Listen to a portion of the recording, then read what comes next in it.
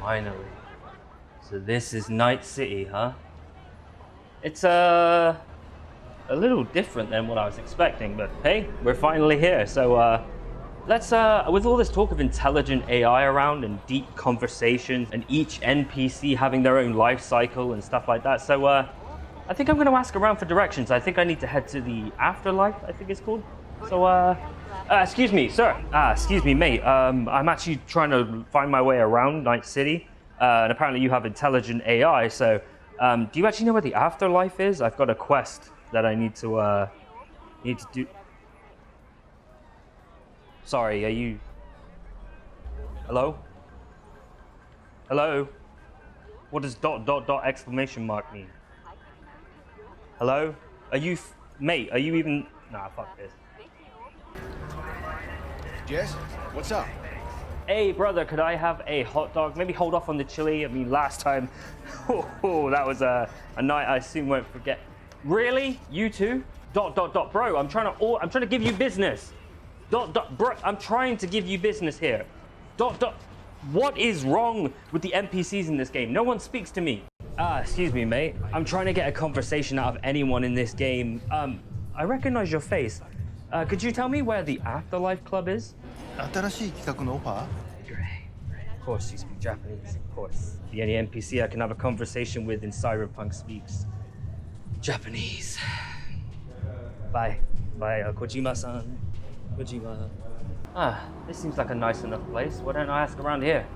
Oh, excuse me, madam. Could you tell me where the... My, what a sweet little face you have. Oh, why, thanks, this old thing. Thanks, it was very nice of you. Kiss my dead spunk! Okay, wow, that was something someone put in the game. Yeah, no. Oh my god, is there any NPC in this game that I can actually have a conversation with instead of ... exclamation mark? Hey!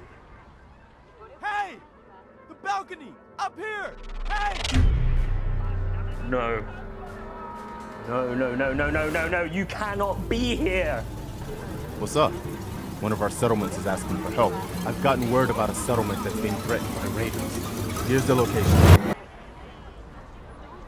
Yeah, fuck this, I'm out.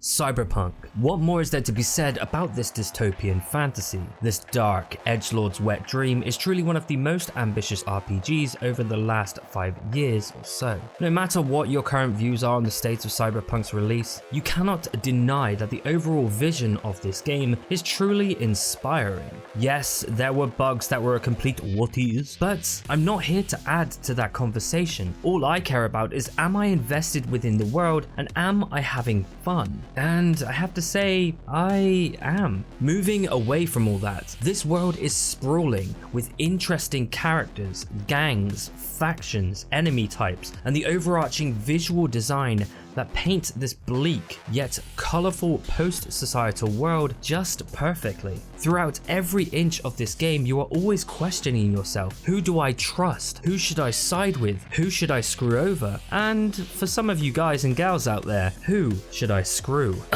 Judy. As well as this, the world and art design of this very game is monumentally ambitious. While yes, its influences are clearly worn proudly upon its sleeve, with franchises like Blade Runner and Ghost in the Shell. But within this vast open world experience, there are of course a crap ton of Easter eggs and hidden references amongst the utopia that is Night City. Now actually I was thinking about making a bigger Cyberpunk Easter egg video, one in where I uncover every single hidden reference and Easter egg within the game. So let me know if that would be something you'd be interested in seeing. Also, while you are here, be sure to hit that on that subscribe and notification button, as I do work on bigger projects nowadays that simply just take more time to create, and I wouldn't want you to miss out on those once they are uploaded. Lastly, if you are interested in hidden Easter eggs and references within video games, I'd highly recommend my latest video on Doom Eternal, which will be linked down in the description below, in where I spent over 6 weeks uncovering over 160 Easter eggs within the game's main campaign and its first batch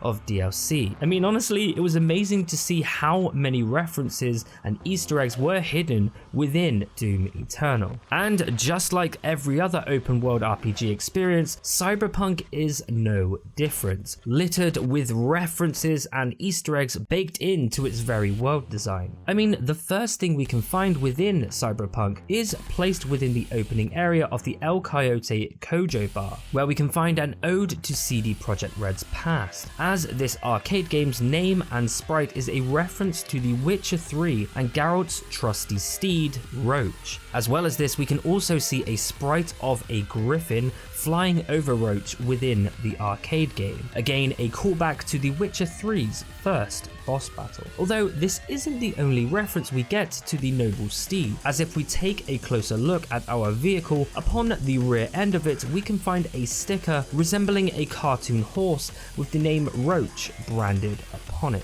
We'll also find within the very beginning of the game a nod to a very popular and beloved film franchise, because if you actually stare at one of the TV screens, you'll come across a bunch of random advertisements. Now the one we want to pay attention to is for a clothing brand known as Ejai Clothes, in where the advertisement actually mimics the 1999 sci-fi film The Matrix, which of course starred Keanu Reeves, who of course now stars as Johnny Silverhand within Cyberpunk 2077. Now there are a ton more references and Easter eggs towards The Matrix within Cyberpunk, but I think I'm going to cover that within the much bigger Easter egg video in the future. Now of course, the reason I'm making this video at all is because of something I discovered whilst I was playing the game a couple of days ago. An Easter egg and reference to something that is so near and dear to my heart. An Easter egg that upon seeing it overflowed me with joy and happiness, and I had to just quickly rush this video out so I could share this with you all. Now just to disclose, I'm not actually that far into Cyberpunk, so I don't really have the best gear or anything like that. As I said, I was working on the previously mentioned Doom Eternal video for 6 weeks, so I am a bit out of the loop and I did restart the game. But whilst I was traveling to collect all of the pieces of the legendary Corpo suit,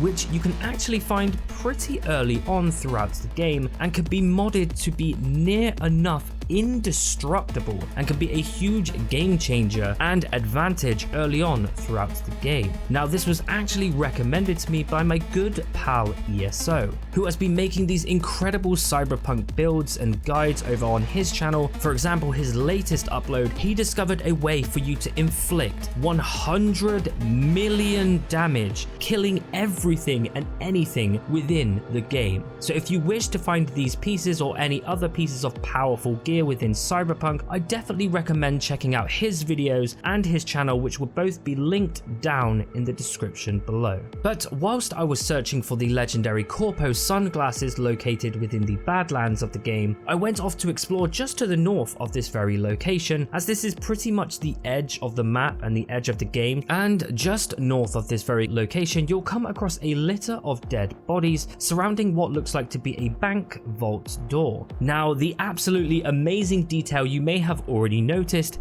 is that the vault door has the numbers 101 branded upon it. This is of course a legendary reference to my favorite game, Fallout 3, and the vault you were brought to, raised, and later escaped from, Vault 101. Yes, that's right, you were never actually born within Vault 101, but more on that in another video I made surrounding secrets around Vault 101. Although the reference to Fallout doesn't end there, as a small detail can be found upon the vault door, calling back to the company Vault Tech themselves, as the colors of the handle on the vault door is in the iconic color scheme blue and yellow, the color of both Vault Tech as a company and of course the Vault Dwellers suits. Besides the vault door, we can of course see a litter of dead bodies surrounding us. This is again an amazing detail and a reference to Fallout 3, as the number of bodies we see here in Cyberpunk surrounding the vault door is in fact another ode to Fallout 3 and is the exact number of bodies that we can find just outside Vault 101's entrance. I have to give it up to CDPR. What incredible attention to detail to not only Fallout, but Fallout 3's lore and history. Continuing on, upon the remains of those who lay around us, we can find a transcript with a couple more hidden references to the franchise, which reads, "We're doing a post-apocalyptic LARP. Join us, it'll be fun. So what,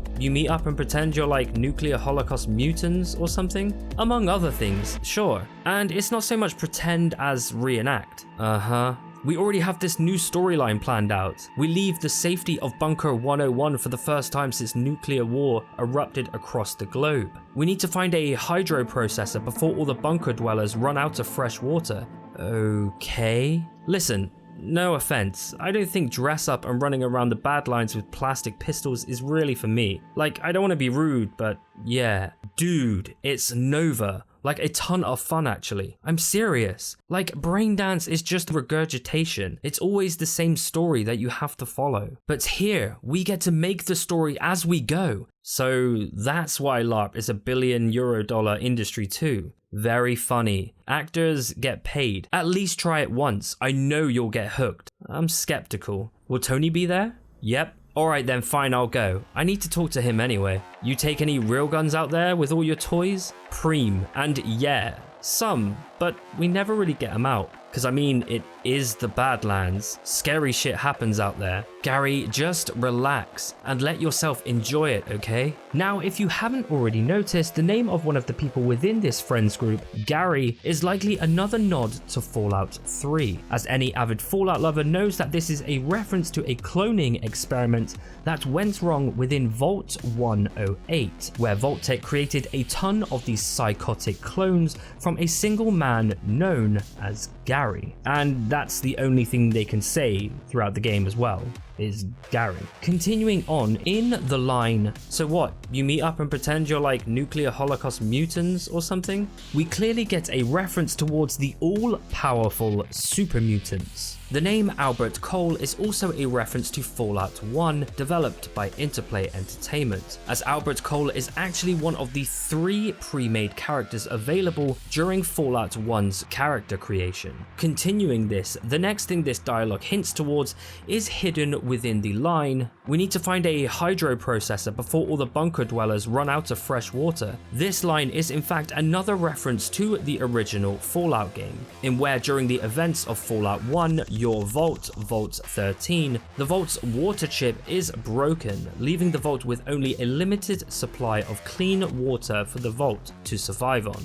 which then leads you to leave the vault and look for a brand new water purification chip. I have to give it to CD Projekt Red. What an amazing nod to the origins of the Fallout franchise. There is also a reference to Bethesda's open-ended game design, stating within the line, "But here, we get to make the story as we go. But man, you get to be the actor, become the hero." Now lastly, if you look around, you'll see surrounding these tripped out corpses, we can see 2 lone robots towering over us, each with cracked screens and a happy, smiley, yet uncanny valley face. Now, I believe this could be one of 2 things. Firstly, seeing as the remains are out in the open, desert-like Badlands, and the fact that Cyberpunk has also referenced Fallout as a whole with 2 different developers, Bethesda and Interplay, I believe that this lone droid could be a subtle reference to Fallout New Vegas, in where within the opening moments of Fallout New Vegas, the courier aka us is recovered from the barren wastes after being shot by Benny by a smiling lone robot known as Victor.